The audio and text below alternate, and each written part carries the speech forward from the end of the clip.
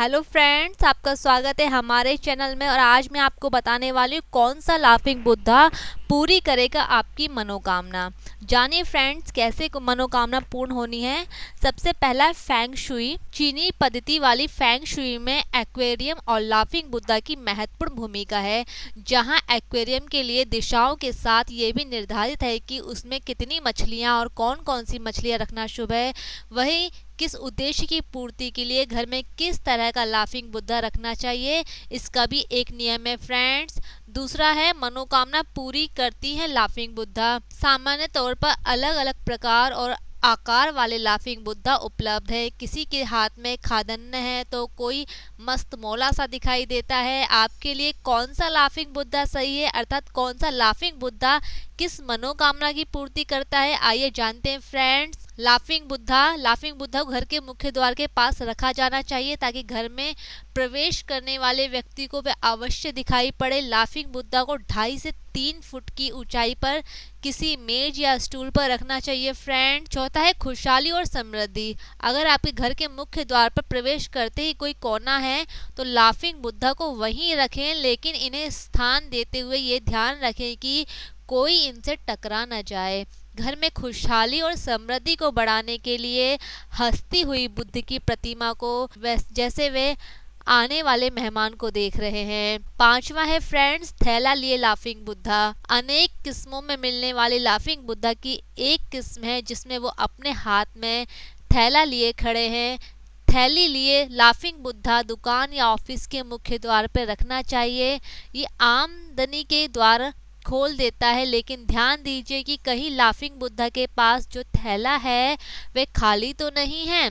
इस थैले में रखा गया सामान बाहर तक नजर आना चाहिए फ्रेंड्स।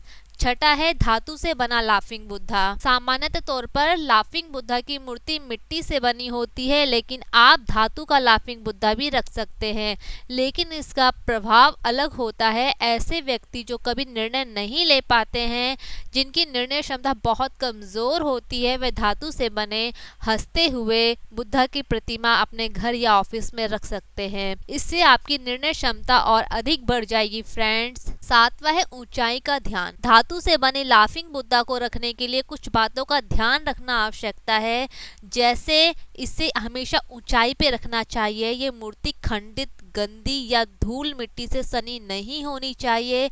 आपको इन मूर्तियों की पूजा कभी नहीं करनी चाहिए फ्रेंड्स।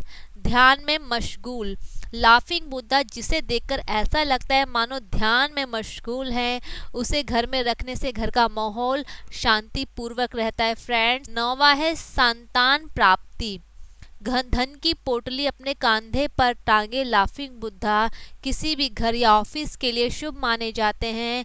वहीं बच्चों के साथ बैठे लाफिंग बुद्धा संतान प्राप्ति के लिए रखे जाते हैं फ्रेंड्स। 10वां है सेलिंग बोट। जिन लाफिंग बुद्धा के हाथ में एक सोने का सिक्का और दूसरे हाथ में पंखा होता है, वे घर में खुशहाली लेकर आते हैं। इसके अलावा नाव पर बैठे लाफिंग बुद्धा को ऑफिस टेबल पर रखना शुभ होता है, लेकिन ध्यान रहे नाव कुछ इस तरह रखी जानी चाहिए कि वे ऑफिस के अंदर आती हुई दिखाई दे फ्रेंड। 11वां बीमारी का पता। अगर आपके घर में कोई बीमार है, लेकिन किसी भी परीक्षण में यह साबित नहीं हो पा रहा है कि दरअसल बीमारी क्या है, तो हाथ में वूलू लिए लाफिंग बुद्धा को लिए बीमार व्यक्ति के तकिए के पास रख देना। जल्द ही जांच में उसकी बीमारी का पता चल जाएगा। वूलू एक प्रकार का चीनी फल है जो पीले रंग का होता है फ्रेंड्स। 12वां है ड्रैगन पर बैठे लाफिंग बुद्धा। अगर आपको लगता है कि आपके घर में कोई जादू टोना करता है या किसी की बुरी नज़र आपके घर के सदस्यों पर पड़ रही है, तो आपको ड्रैगन पर बैठे दिव्य शक्तियों के स्वामी लाफिंग बुद्धा को अपने घर में रखना चाहिए फ्रेंड्स। 13 है सावधानियाँ। अलग अलग प्रकार के लाफिंग बुद्धा अलग अलग इच्छाएं पूरी करते हैं। लाफिंग बुद्धा को आप घर या ऑफिस कहीं भी रख सकते हैं, लेकिन थोड़ी सावधानियों के साथ फ्रेंड्स। 14वां है नहीं रखिए यहाँ। आप लाफिंग बुद्धा को जहाँ भी रखें, लेकिन ये ध्यान रखें कि इन्हें कभी जमीन पर नहीं रखना चाहिए। इन्हें उसी तरह पूजनीय स्थान पर रखें जैसे भगवान को रखा जाता है। आप इन्हें बैठक में रख सकते हैं ताकि आगंतुकों की नज़र इन पर पड़े। लाफिंग बुद्धा को कहीं भी कभी भी bathroom dining table, toilet, bedroom या रसोई घर आदि में नहीं रखना चाहिए। फ्रेंड्स, आपको मेरा वीडियो कैसा लगा मुझे बताना ना भूलें और हमारे चैनल को सब्सक्राइब करना ना भूलें और चैनल सब्सक्राइब के साइड में जो बेल आइकन है उसको दबाएं और हमारे चैनल की अपडेट पाएं। थैंक यू फ्रेंड्स, मेरा वीडियो कैसा लगा मुझे बताना ना भूलें। Bye bye.